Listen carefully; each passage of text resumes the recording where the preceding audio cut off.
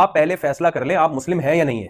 اگر آپ مسلم ہیں تو کچھ اللیگل کام تو صرف اللیگل ہی کہلائیں گے, کچھ اللیگل کام ایسے ہیں جو صرف اللیگل نہیں ہیں بلکہ اللہ نے اس کو ناجائز اور حرام قرار دیا, اس کو خبائث میں داخل کیا ہے, تو اس پہ جو سزا ملے گی وہ کس کی طرف سے ملے گی؟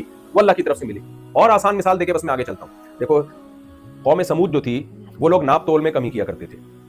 آپ نے پڑھا ہوگا قرآن مجید میں اللہ تعالیٰ نے قوم سمود کی طرف وَإِلَىٰ ثَمُودَ أَخَاهُمْ صَالِحًا, صالح علیہ السلام کو بھیجا. صالح علیہ السلام نے جا کے ان کو سمجھایا. پہلی بات تو یہ کہ قوم سمود میں ناپ تول کی کمی میں صالح علیہ السلام کو بھیجنے کی کیا ضرورت تھی؟ بھائی ناپ تول کی کمی سے کیا ہو رہا تھا؟ کرپشن ہو رہی تھی, کرپشن کی وجہ سے بہت سارے لوگوں کو ٹھگا جا رہا تھا, یہی ہو رہا تھا نا.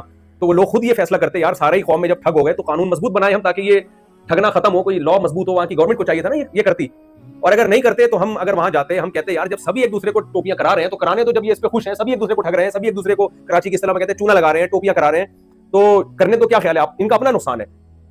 لیکن قرآن کیا کہتا ہے کہ ہم نے ان کو کرپشن سے روکنے کے لیے صالح علیہ السلام کو بھیجا جو میسنجر آف گاڈ تھے, خدا کا پیغام لے کر اس قوم کے پاس گئے ہیں کہ تم ناپ تول میں کمی کرتے ہو, جب حق لینے کی باری آتی ہے تو حق پورا لیتے ہو, جب حق دینے کی باری آتی ہو تو اس میں ڈنڈی مارتے ہو.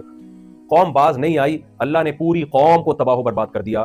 مجھے ایک بات بتاؤ, ناپ تول میں کمی کرنا صرف اللیگل کام ہوتا تو اس پہ پوری قوم کا تباہ کرنا بنتا نہیں ہے, کیونکہ اس میں تو وہ لوگ بھی تباہ ہو رہے ہیں جن کو یہ ٹھگا کرتے تھے. بھائی اللیگل کام کی سزا تو تھوڑی ملتی ہے اور اس کو ملتی ہے جس نے وہ کام کیا ہو. اور کیا کام کیا تھا؟ جس کو ٹھگا تھا تو ان کی جیب سے اس کو پیسے دیے جاتے ہیں نا. اللہ نے پوری قوم کو تباہ و برباد کر دیا.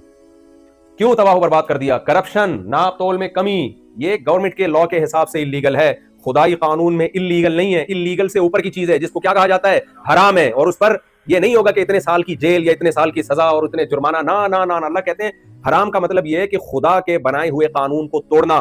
تو جب خدا کے بنائے ہوئے قانون کو توڑا جائے گا تو سزا کون دے گا؟ خدا دے گا.